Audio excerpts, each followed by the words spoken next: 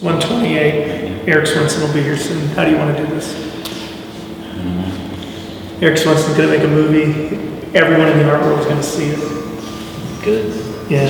Yeah. Everyone in the art world should be aware of me and my talent. And but don't you think you're going to get an anxiety attack and freak out when Eric Swenson starts shooting you, knowing that it's the document? I always get a little nervous around Eric Swenson anyway. He's kind of dreamy. He's kind of dreamy. Well, Eric has that effect on some men. Yeah, it's a little sweaty. A little sweaty. That's on the cutting room floor. Yeah. I like this one.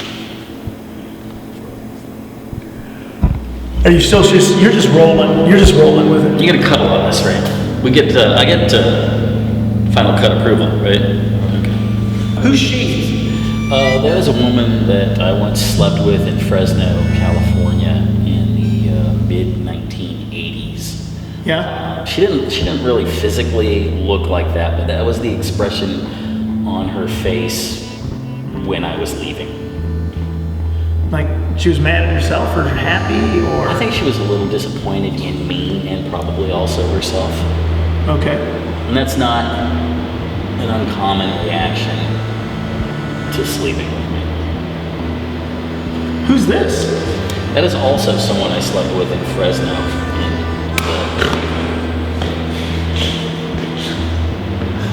Tell me the story about, remember, you've always got a friend in the bottle. That was one of my grandfather's favorite sayings.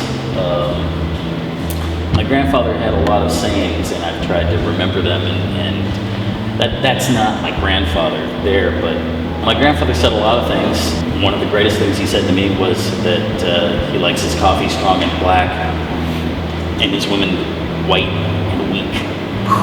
Yeah. So that's yeah, Gramps. So he was a sailor. Hey, now is that Johnny Cash from Beyond the Grave? A little loosely based on Johnny Cash, I think. Yeah. Yeah. Kind of more Johnny Cash. Kind of. I don't do a lot of portraiture, and I'm not really interested in capturing actual, real, it's more kind of I don't know where I'm going with that. I'm going to stop talking. Who's she? I have no idea who she is. It's just I went through a series where I drew some semi-clad or just completely naked women with guns, with some kind of warlike thing going on behind them, and I don't really know where it came from. I did a whole bunch of them, and then they just kind of went away. I don't always know where the stuff comes from. Sometimes I just do the stuff. Does it have some kind of postmodern significance about the rise of the feminine in an otherwise patriarchal world? You hit it right on the head, I think. Thank you. That's why you're the art critic. Yeah.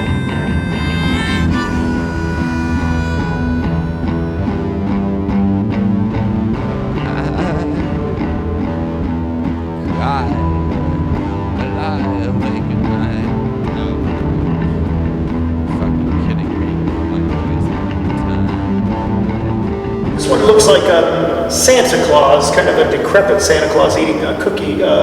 What brings about the inspiration to make a Santa Claus drawing? Slightly pathetic Santa here, don't you think? Isn't it kind of pathetic that, it's traditional to put out cookies for Santa Claus? Like this creepy old man who comes to your house, leaves you presents, but eats all your cookies. It's just weird. It's just a weird idea. It's a strange tradition to me. And that's why I put the booze bottles there, because I think really what Santa would be more interested in is a little something to keep him warm on a cold winter night in a sled flying through the sky. Are you always this cynical? What's optimistic about the creature of the Black Lagoon? Well, first of all, he's a movie star. He starred in several films in the 1950s, and he actually retired to the Valley. He had some rough times. He's a survivor. I think that's what he went through a period of alcoholism. A lot of people don't know this about him. Got a job at Sears selling Frigidaires, I think. But then once the TV started replaying the old movies, he got a couple more gigs. You know, he later on. show up at like, you know, sci-fi conventions and that kind of thing. I always thought he should have hosted Saturday Night Live. It would have been great. It would have been great. But they never called him. You know, I think he got typecast. But I think the fact that, you know, he kept on. He's one of those Hollywood stories. One of those little Hollywood stories that you hear about. You know? Now, is this Jerry Garcia, or is this just a hippie, or is this someone you know? That or is this like a homeless old guy with Costco glasses? I don't remember. I think well, here's the thing is that a lot of times when I start drawing, I don't know what the end product's going to look like. And I think he's very loosely based on a writer or a poet, but I forget who it is. I'm trying to remember. Gerald Laughlin? John Ashbery? Somebody like that, yeah. And then in this one, he's kind of shaved. Or is this the same guy? How do we know whether this is the same guy or not? Well, that guy is some kind of baron or count or something. I think he's got a sword and a monocle and a cape. So I think he's just, you know, maybe somebody who either died in a duel or from consumption at some point. Now, do you read a lot of feminist theory? Yeah, I do. Big time? A lot. Well, it's you know, the gun traditionally in cinema and in fiction is a phallic symbol.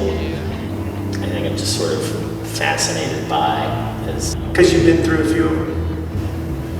They've been through me, huh?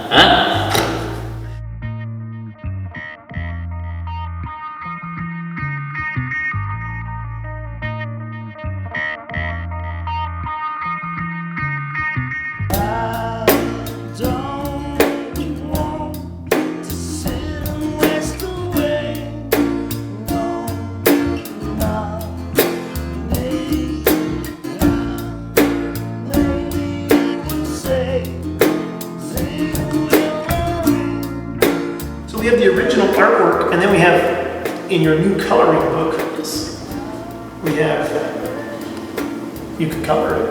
Look at that. It's colored right up. It's a little bigger, but it's not as sharp and perfect as the What's the coloring book? original. On Amazon.com, the Lethargic Artist Coloring Book. So we did this show to celebrate the publication of the Lethargic Artist Coloring Book. And how does it feel to be an author autographing coloring books? Well, I never dreamed I would be a world famous author like I am today, and it feels good. It feels really good.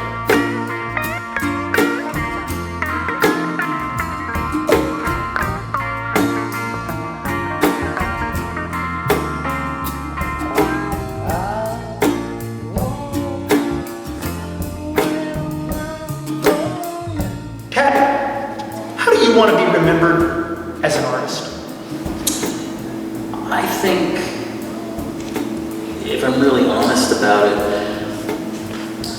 I'd like to be remembered less as an artist and more as a hero.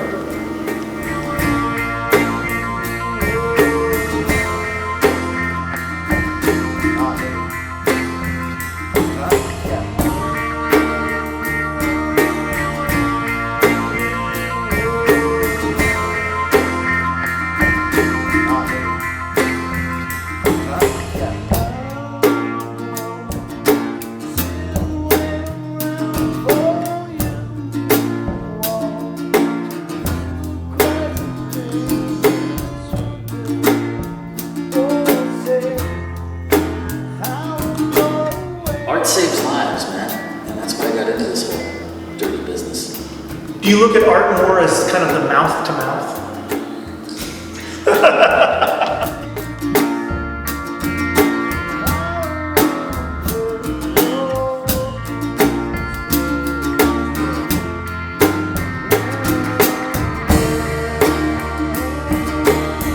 When I was a kid, TV was a lot different.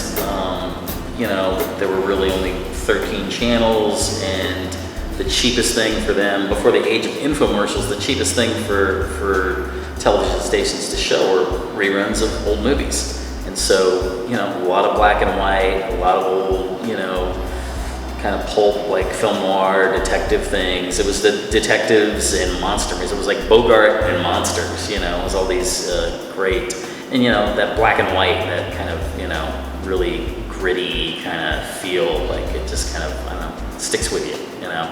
Men in fedoras in the shadows, it's kind of fun.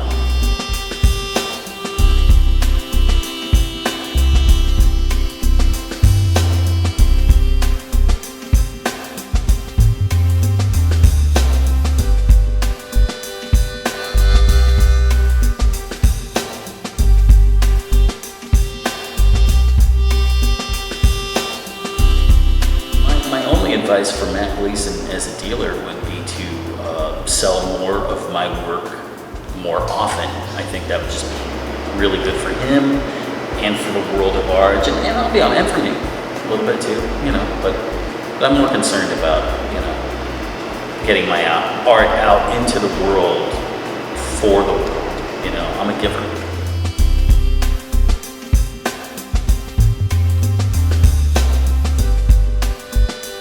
For instance, the coloring book.